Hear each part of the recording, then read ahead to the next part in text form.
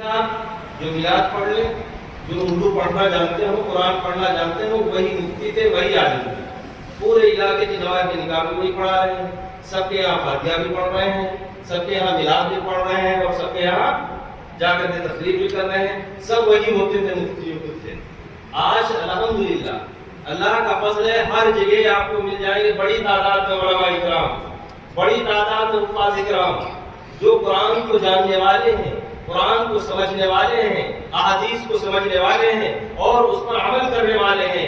اب جب وہ لوگوں کو بتاتے ہیں کہ قرآن یہ کہتا ہے، تم اب تک جو رسمیں کرتے چلے آئے یہ غلط ہے، یہ نہ کی جائے، لوگ کہتے ہیں یہ نئے نئے مولوی صاحب آئے ہیں.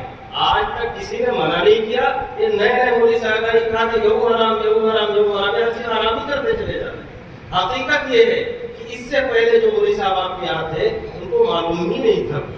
وہ قرآن کو پڑھ لیتے تھے، قرآن کے معنی اور مطالب انہیں معلوم ہی نہیں تھا. آج یہ 10 سال لگا کر کے 11 اور 12 سال لگا کے آ رہے ہیں، صرف قرآن اور حدیث سیکھ کر کے آ رہے ہیں، سمجھ کر کے آ رہے ہیں. آج آپ کو بتا رہے ہیں تو آپ کو یہ محسوس ہو رہا ہے.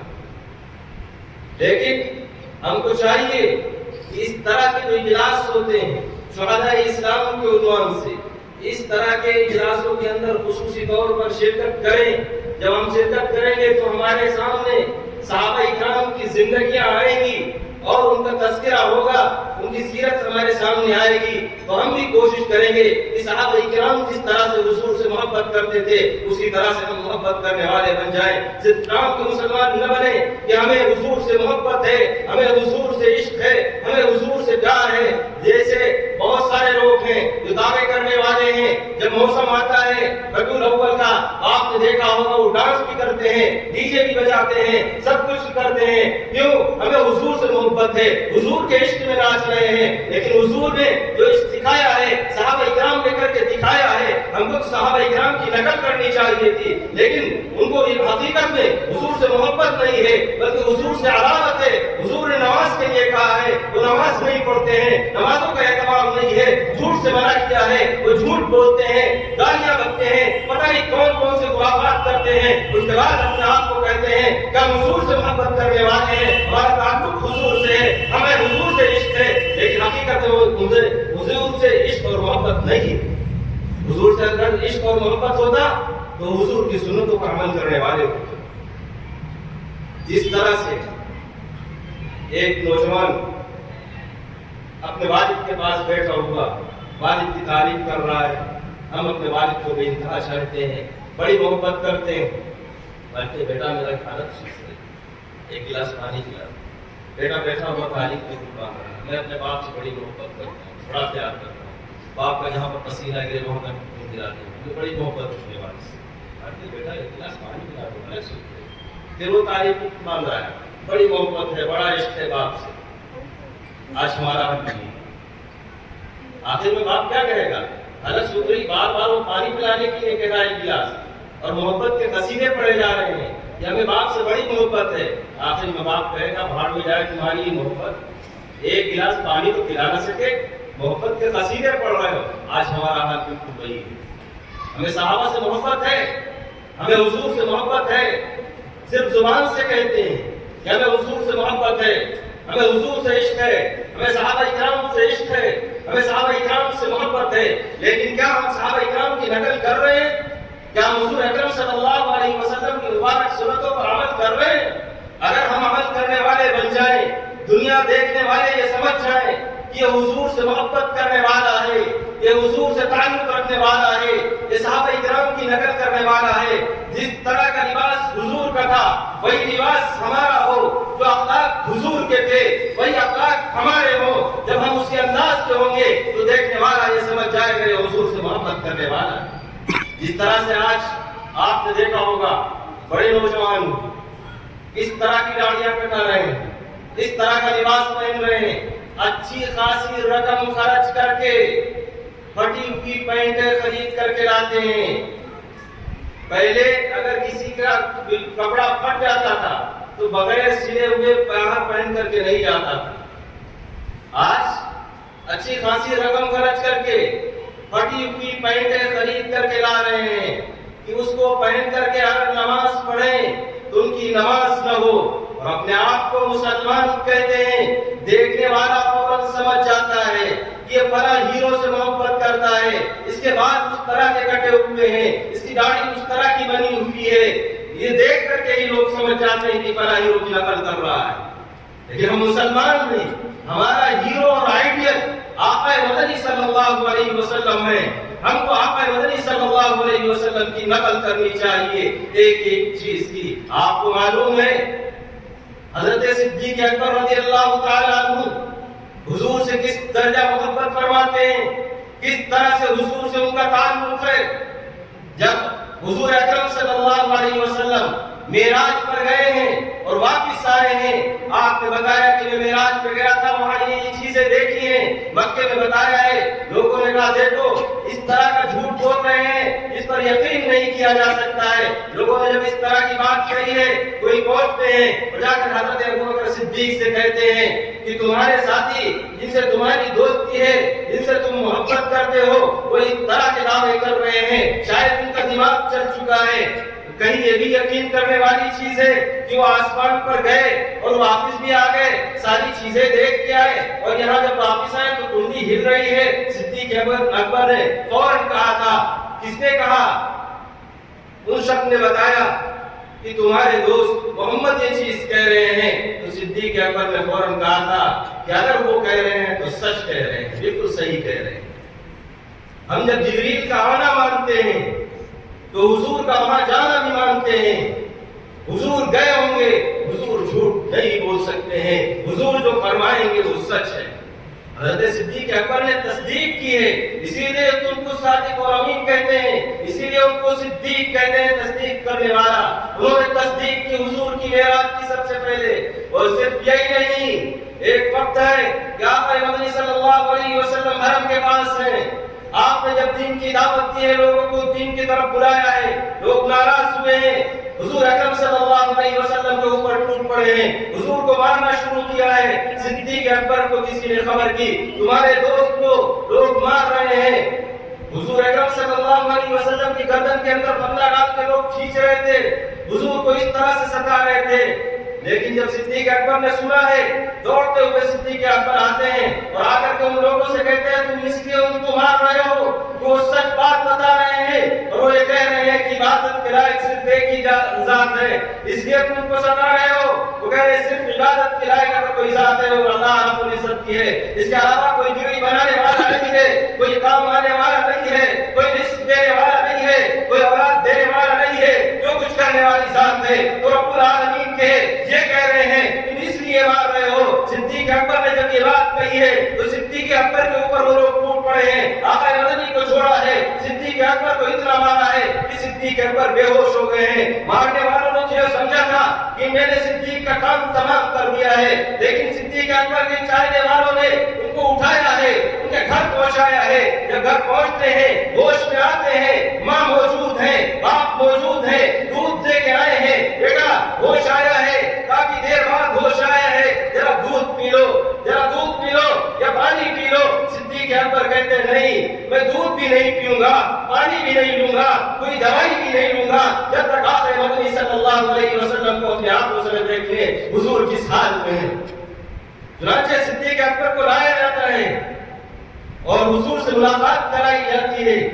حضور کو دیکھتے ہی صدیق اکبر رونے لگتے ہیں کہ آقا میری ساری چوٹ، میری ساری تکلیف کافور ہو گئی، مجھے کوئی تکلیف نہیں ہے، میں نے آپ کو اپنی آنکھوں سے دیکھ لیا ہے، آپ صحیح سلامت ہے، سب کچھ۔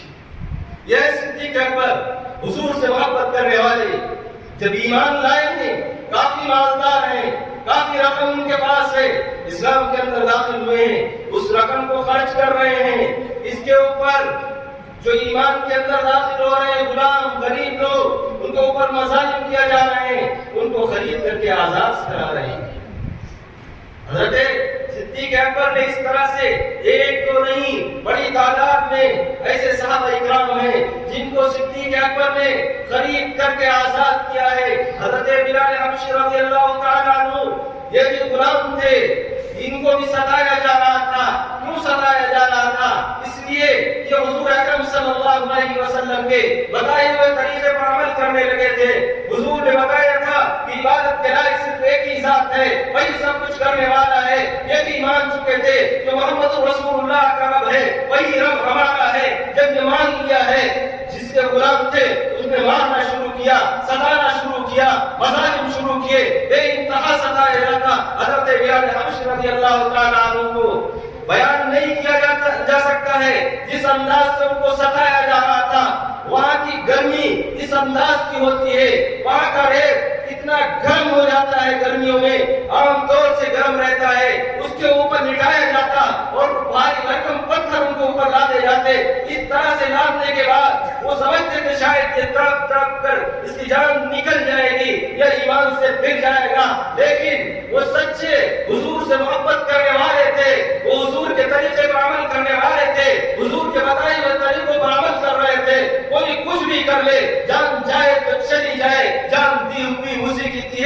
حق تو یہ ہے کہ حق ادا نہ ہوا، وہ یہ سمجھتے تھے اور اس طرح سے حضور سے محبت کرتے تھے۔ میرے دوستوں اور بزرگوں، صدیق اکبر نے ان کو بھی خریدا ہے، خرید کے جب آزاد کیا ہے، جس کا غلام تھا انہوں نے کہا تم کیسے آدمی ہو، تم اس غلام کو خرید رہے ہو جو کالا کلوٹا ہے، کسی کام کا نہیں ہے، تم اسے خرید رہے ہو، اس کے بدلے میں تم ایک اچھا غلام اور خوبصورت غلام مجھے دے رہے ہو۔ صدیق اکبر جانتے تھے کہ بلال کی قیمت کیا ہے، وہ ان کے ایمان کی قیمت کو سمجھتے تھے، اس لیے صدیق اکبر نے حضرت بلال کو آزاد کرایا تھا اور آزاد کرانے میں ایک خوبصورت اپنا غلام دیا تھا جو ایمان والا نہیں تھا، اس لیے اس کو دیا اور اس کو دینے کے بعد رقم بھی دی، اس کے بعد حضرت بلال کو آزاد کرایا۔ ایک موقع ہے حضرت ابوبکر صدیق کے والد نے کہا بیٹا یہ کیا کر رہے ہو تم، یہ کیا کر رہے ہو، اپنی رقم کو کہاں خرچ کر رہے ہو، غریب لوگوں پہ خرچ کر رہے ہو، اگر تم کو خرچ ہی کرنا ہے مالدار لوگوں کی دعوتیں کرو، مالدار لوگوں پر خرچ کرو، تمہارا نام ہوگا، شہرت ہوگی، دنیا جانے گی۔ صدیق اکبر نے کہا اچھا آپ یہ سمجھتے ہیں کہ ہم شہرت کے لیے خرچ کر رہے ہیں، ہم معلومات کے لیے خرچ کر رہے ہیں، ہم اس لیے خرچ نہیں کر رہے ہیں بلکہ ہم اللہ رب العزت کو راضی کرنے کے لیے، اللہ رب العزت کو خوش کرنے کے لیے خرچ کر رہے ہیں۔ میرے دوستو بزرگوں، اس وقت میں قرآن کی آیتیں نازل ہو جاتی ہیں اور صرف کئی موقع نہیں ہے، کئی موقع ایسے آئے ہیں کسی نے ذرہ برابر صحابہ کرام کی شان میں گستاخی کی ہے، سات آسمان سے رب العالمین بول پڑے ہیں، جبریل علیہ السلام تشریف لے آئے ہیں، قرآن کی آیتیں نازل ہو گئی ہیں۔ ایک موقع ہے آپ صلی اللہ علیہ وسلم بیٹھے ہوئے ہیں اور ایک نابینا صحابی ہے وہ بھی بیٹھے ہوئے ہیں اور صحابہ کرام تھے، بیٹھے گفتگو ہو رہی تھی، کسی نے آ کے اطلاع دی کہ باہر کچھ سردار آئے ہوئے ہیں، وہ آپ سے گفتگو کرنا چاہتے ہیں، آپ سے ملاقات کرنا چاہتے ہیں۔ حضور نے کہا اچھا سردار لوگ آئے ہیں، شاید ہو سکتا ہے اگر ایک سردار ایمان لے آتا ہے اس کے طفیل اس کی رعایا کے اندر بہت سارے لوگ ایمان کے اندر سے داخل ہو جائیں گے۔ حضور اس لالچ میں تھے کہ لوگ دین کے اندر داخل ہو جائیں گے، دین کا فائدہ ہو جائے گا، اسلام والوں کی تعداد بڑھ جائے گی۔ حضور نے ان نابینا صحابی سے کہا کہ آپ اٹھ کر کے یہاں سے چلے جاؤ تاکہ وہ سردار لوگ اندر آ جائیں، ہم ان سے گفتگو کر لیں۔ اللہ رب العزت تو یہ بھی برداشت نہ ہوا کہ ان صحابی کو آپ نے کیوں اٹھایا، گستاخی کی نیت نہیں تھی، توہین کی نیت نہیں تھی، حضور نے صرف اس لیے اٹھایا تھا کہ وہ لوگ آئیں گے اندر، ہم ان سے گفتگو کریں گے، شاید وہ ایمان کے اندر داخل ہو جائے۔ رب العالمین نے سات آسمانوں سے قرآن نازل فرما دیا۔